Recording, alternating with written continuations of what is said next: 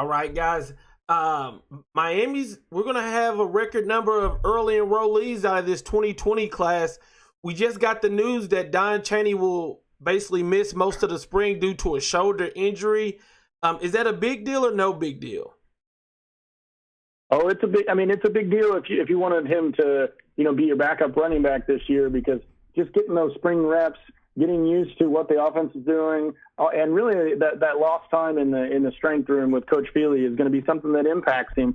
Now, does that mean that he can't recover and that he can't get a role later in the year? No, it doesn't mean that at all. But it's definitely going to put him behind Knighton and Burns as far as the pecking order goes. And really, he needs those reps against better competition, because he's really a small school guy coming from Berlin.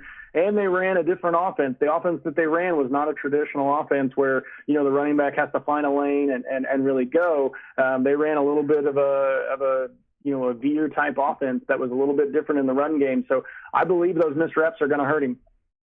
All right, guys. And okay, so I just want to talk about a couple of our new guys that we got. Let's start with Corey Flagg, 3-star out of North Shore, Houston linebacker. What are your thoughts on him? I did a really long breakdown on Corey Flagg when he committed to Miami. I watched several full games. Anytime I'm breaking down a prospect, I really want to watch a full game, because I want to see not just what their highlights are. I want to see, where do they struggle? What does the defense ask them to do, or the offense, whatever side they're playing on? And what I saw with Corey Flagg is he really is, maybe just a little bit smaller Shaq Quarterman in many ways. He's gonna find the right gap. Very strong. He's a leader. He brings, some thump when he does hit you, but there are times when he's athletically limited as well. I saw him be just a step slow at times. Against in the state title game, going up against, one of the very best running backs in the country, was a step slow just a few times. I think that's something that, could impact him in coverage as well. If you're asking him to go forward, you're asking him to fill gaps, you're asking him to, get the running back down, he's going to be strong for you, but he may be just a little bit athletically limited in some of the pass game things. All right. What about Xavier Restrepo, a guy that's played offense and defense? We assume he's going to play wide receiver. Thoughts on him? Yeah, he's one of those kids that, you see him come out and you watch him warming up and you're like, this guy's a University of Miami commit, but looks can be deceiving. He tested very well as an athlete. He tested in the upper 70 percentiles as an athlete. So he's definitely got athleticism for the position. Another thing that he really does is he's super competitive. He's one of those kids that just, no matter what he's doing, he wants to win. He wants to find a way to beat you. Super smart. Others gravitate towards him, especially, in South Florida. He's kind of known around there as a guy that others have gravitated towards. They want to be around. They want to play with.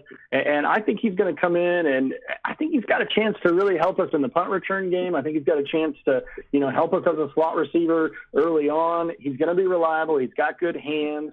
And he's one of those guys that I think, ends up outperforming what his recruiting ranking is. All right, yeah, and that's the thing that we hear about him, is that his ultra competitiveness, it seems like it takes him to another level when he's on the field. Is there any guys in this 2020 class that, as of right now, I know it's way early, we got a long time before we even kick off, but is there any other 2020 guys that you can see making an impact on this team or getting a lot of playing time this upcoming season?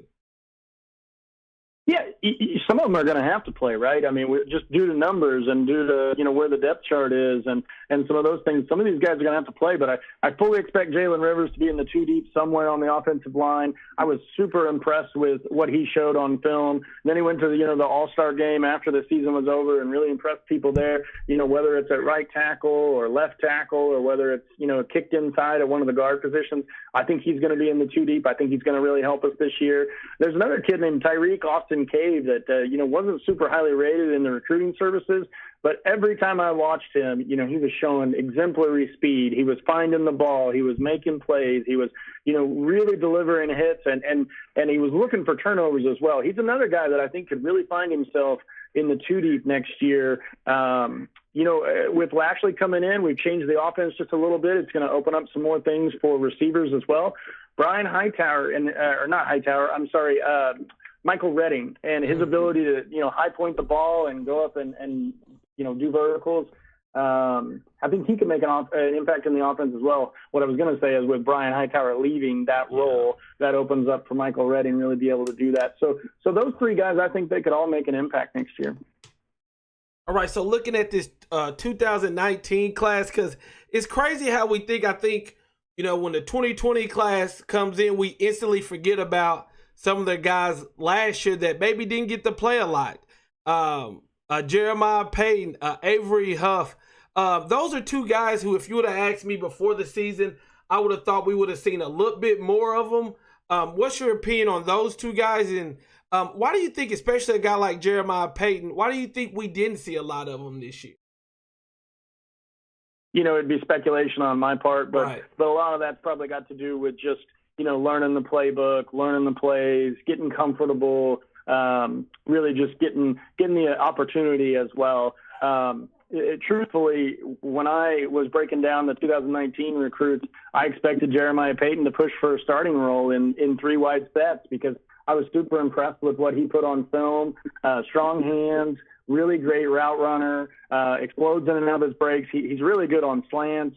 You know, you can kick him inside. He can play outside as well and track the ball deep. So he's really got a good skill set, and he's one that I'm really hoping can make a step forward this year. Avery Huff, you mentioned him as well. Another guy that's fast, explosive. I'm really looking forward to what some of these young linebackers can bring to, you know, the linebacking core, because there were times last year when I felt like maybe we just lacked a little bit of athleticism out there. And, you know, players like Avery Huff and Sam Brooks and Tyreek Austin Cave and some of these guys are really going to improve the athleticism in that room. We're going to lose a lot of experience, but we're going to gain some athleticism there. So, yeah, looking forward to what those two in particular can do this year. Yeah, that's definitely, I think, with the linebacking core. Let me ask you, since we